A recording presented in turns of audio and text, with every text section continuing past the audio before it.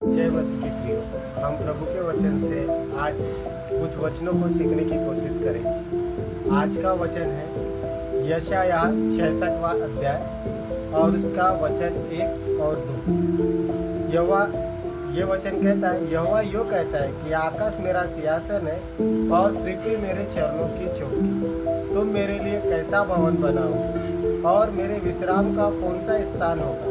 यहोवा की यह वाणी है, ये सब वस्तुएं मेरी ही हाथ की बनाई हुई है, इसलिए सब मेरी है, परंतु मैं उसी की ओर दृष्टि करूंगा जो दीन और खेदित मन का हो और मेरा वचन सुनकर थरथराता हो। परमेश्वर का वचन हमें इस वचन के अनुसार सिखाना चाहता है, हमें बताना चाहता है, अवगत कराना चाहता है कि हम परमेश्वर के लिए अपने हाथों से कोई भी भवन नहीं बना सकते। परमेश्वर मनुष्य के बनाए हुए मंदिरों, मस्जिदों और चर्चों में नहीं रहता, वो हम में रहता है और वो हम में वास करता है और हमारे द्वारा वो काम करता है। हम कई बार देखते हैं कि बड़े बड़े भवन बनाए जाते हैं, बड़े बड़े चर्चेस बनाए जाते हैं, बड़े बड़े प्रार्थना घर बनते हैं, मंदिर बनते हैं और वहाँ पर मूर्तों को रखा जाता है और उसकी पूजा की जाती है। लेकिन परमेश्वर का वचन कहता है कि मैंने सारी सृष्टि की रचना की, मैंने आकाश को बनाया, पृथ्वी को बनाया, मैंने पशुओं को बनाया, मैंने जीव जंतुओं को बनाया, मैंने पेड़ पौधों को बनाया। परमेश्वर ने सारी सृष्टि की रचना अपने शब्दों के द्वारा की। आप उसने बोला और हो गया। और परमेश्वर का वचन हमें यही सिखाता है कि वो किसी के बनाए हुए मंदिरों, मस्जिद और चर्चों में नहीं, परंतु हम में रहता है।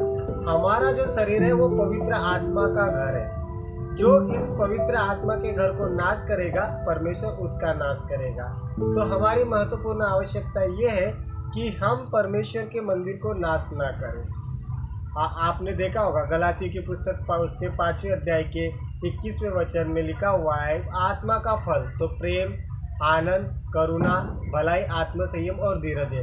ये आत्मा के फल है।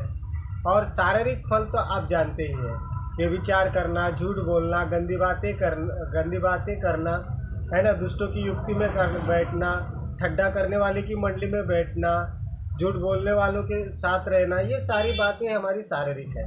और परमेश्वर का मंदिर पवित्र होता है और वो कभी भी कोई मनुष्य अगर उसे अपवित्र करता है तो परमेश्वर उसको भी नाश करता है। इसलिए प्रभु यीशु मसीह इस जगत में आए ताकि हमारा उद्धार हो सके। जो पाप, जो अपराध हमारे हाथों से हुए थे, परमेश्वर ने उस कलवरी क्रूस के द्वारा हमारा विधियों का लेख जो हमारे विरुद्ध में था वो जड़ से मिटा डाला। अब हमें पाप करने की आवश्यकता नहीं है। ऐसा नहीं होगा कि हमसे पाप नहीं होगा, हमसे भयानक पाप होगा, लेकिन प्रभु यीशु मसीह जो हमारा अनुग्रह का दाता है वो हमें क्षमा करने वाला परमेश्वर है।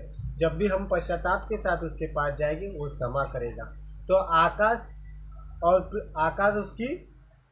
आकाश मेरा सिंहासन है और पृथ्वी मेरे पाँव की चौकी है। हम उसके लिए कोई कुछ भी नहीं कर सकते।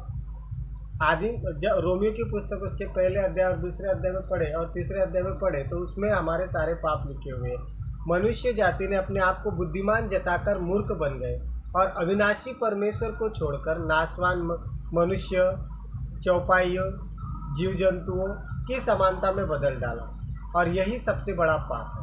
तो हमें कोई भी ऐसी बात, भले ही हमारे पास प्रार्थना भवन हो या ना हो, प्रार्थना भवन में जाना आवश्यक है क्योंकि वहाँ पर हमारी आत्मिक उन्नति होती है, हम सब मिलकर आराधना करते हैं। लेकिन अगर हम वहाँ पर जाकर वहाँ पर मूर्तों को पूजे, है ना, कोई चर्चेस में, कोई प्रार्थना भवन में यीशु की मूर्तियों को पूजा जाता है, ये गलत बात है। हमें मूर्ति पूजा कभी भी नहीं करनी चाहिए। मूर्ति पूजा शैतान की ओर से है प्रियो। अब इसमें परमेश्वर कहता है, यहोवा की यह वाणी है कि सब वस्तुएं मेरे ही हाथ की बनाई हुई है, इसलिए ये सब मेरी ही है, परंतु मैं उसी की ओर दृष्टि करूंगा जो दीन और खेदित मन वाला है और मेरे वचन को सुनकर थरथराता है। परमेश्वर का वचन मत्ती रचित सुसमाचार उसके 5वें अध्याय में और पहले वचन में लिखता है, धन्य है मनुष्य जो मन के दीन है क्योंकि स्वर्ग का राज्य उन्हीं का है।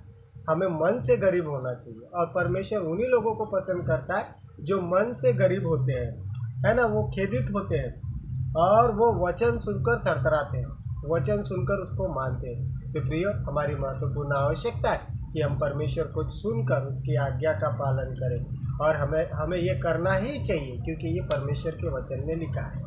तो आप इस वचन से जो भी सीखते हैं, जो भी जानते हैं, उसको उसके द्वारा आप आशीषित हुई।